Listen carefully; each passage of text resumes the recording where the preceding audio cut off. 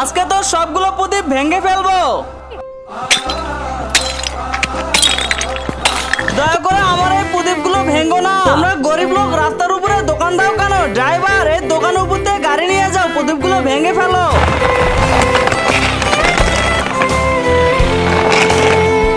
কি হয়েছে? কেন কান্না করতেছো? ওই লোকগুলো আমার প্রদীপ ভেঙে দিয়েছে, আমি দীপাবলি কিভাবে করব? চিন্তা করিস না, আমি তোর সবগুলো প্রদীপ ওদের কাছে বিক্রি করে দেব। কিন্তু তার আগে তোমার কাছে কোনটা সব থেকে বেশি দামি, এক বস্তা টাকা নাকি মা বাবা? যদি মা বাবা হয় ভিডিওতে একটি লাইক করে চ্যানেলটা সাবস্ক্রাইব করে দিও। লাইক সাবস্ক্রাইব যদি তুমি না করো তাহলে আমি বুঝে নেব তুমি মা বাবাকে একটুও ভালোবাসো না। আরে বাহ, এই প্রদীপগুলোর মধ্যে তো চাঁদির পয়সা ছিল, এগুলো বিক্রি করে তো আমি কোটিপতি হয়ে যাব। প্রদীপগুলোর মধ্যে তো চাঁদির পয়সা আছে, আমি ওকে অনেকগুলো টাকা দিয়ে সবগুলো কিনে নেব। এই দেখ কতগুলো টাকা, এগুলো নিয়ে আমাদেরকে সবগুলো প্রদীপ দিয়ে দে।